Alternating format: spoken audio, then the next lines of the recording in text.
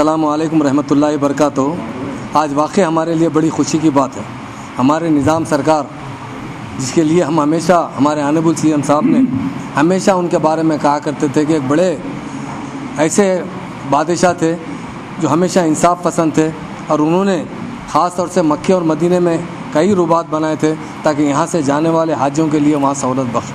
اور آج وہ سلسلہ برقرار ہے اور مسلسل تلنگانہ اسٹیٹ میں بھی بیچ میں کچھ سلسلہ منقطع ہو چکا تھا، مگر میں خود ملنے کے بعد ہمارے خاص طور سے ہمارے حسین شریف صاحب سے جب ملاقات ہوئی، انہوں نے کھلے دل سے کہا کہ میں چاہتا ہوں کہ زیادہ سے زیادہ حاجی وہاں پر پہنچنا چاہیے، ان کی خدمت کرنے کا موقع ملنا چاہیے۔ خاص طور سے ہمارے چیئرمین صاحب جو خیر الدین صاحب، نواب خیر الدین صاحب جو ہمارے بزرگ ہیں، انہوں نے 85 حاجیوں کی سہولت پہنچائی جا رہی ہے۔ یہ بہت بڑی فخر کی بات ہے ہماری تلنگانہ اسٹیٹ کے لیے۔ اور کل حسین شریف صاحب نے یہ بات کہی کہ آگے ہو سکا تو ڈرا کی ضرورت نہیں پڑے گی، پورے لوگوں کو انشاءاللہ تعالیٰ اکاموڈیشن دینے کی کوشش کریں گے۔ یہ ہمارے لیے فخر کی بات ہے۔ اور ہمارے اے کے خان صاحب جو ہمارے سی ایم صاحب کے ایڈوائزر ہے، ہماری بڑی خواہش تھی، نہیں کہا کوئی چیف منسٹر، جو ہمارے چیف منسٹر سے کہا ہمارے وقف بورڈ کے سلیم صاحب، یقیناً وقف بورڈ کو بہت آگے بڑھانا ہے۔ ابھی وہ چیئرمین بنے ہیں، بہت سے کام کر رہے ہیں، اور ابھی ہم بہت سے کام کریں گے، کیونکہ ہم 14 سال جب موومنٹ چلاتے رہے، ہمیشہ یہ بات کرتے رہے کہ وقف بورڈ کو ہمیں بچانا چاہیے، وقف بورڈ کی آمدنی بڑھا کر اس سے یہاں کے مسلمانوں کی ڈیولپمنٹ تنظیمیں جدید کریں گے، اور ہمارے چیئرمین صاحب کو لیتے ہوئے بہت اچھی طریقے سے وقف بورڈ کی آمدنی بڑھائیں گے، اور وقف بورڈ کو ایک مستحکم ادارہ بنائیں گے تاکہ اس سے مسلمانوں کا ڈیولپمنٹ سے۔ ہمارے عمر جلیل صاحب جو ہمارے سیکرٹری ہے تلنگانہ بننے کے بعد، وہ بھی رات دن کام کرتے ہوئے مسلم مسائل کو حل کرنے کے لیے،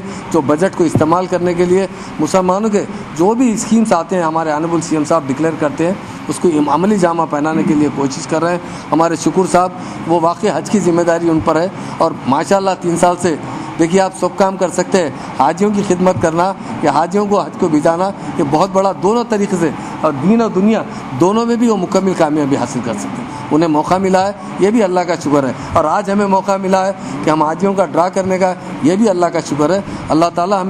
ہم یہی چاہتے ہیں ہماری اسٹیٹ کے، تلنگانہ اسٹیٹ کے پورے حاجی مکمل طریقے سے بغیر ڈرا کے جا سکیں۔ یہ کل بھی میرے سے ہمارے ناظر صاحب سے، حسین شریف صاحب سے بات ہوئی، اور ہم چاہتے ہیں کہ وہ اس سے پہلے بھی کافی 3 وقت کا کھانا دیے تھے، تو اس مرتبہ چونکہ حاجی زیادہ ہو رہے ہیں، 1285 حاجی کو ایک ساتھ 3 ٹائم پکوان کروانا وہاں پر مشکل ہوتی ہے، پر رات میں نے کہا کہ اس سے کچھ دن پہلے کہے تھے کہ میں 1 ٹائم کا کھانا دے دوں گا، پھر رات میں گزارش کیا کہ 1 نہیں 2 ٹائم کا آپ کر دیجئے، 1 ٹائم کا دوپہر کا وہ تھوڑا بہت جب نماز کو جاتے ہیں ظہر کے بعد اپنا کچھ نہ کچھ لائٹ لے سکتے ہیں، تو انہوں نے اس کی رضامندی ظاہر کی، اس کے لیے میں ان کا بہت دل کی گہرائی سے شکریہ کرتا ہوں۔ دیکھیے صاحب، کسی جائیداد کو بچا کر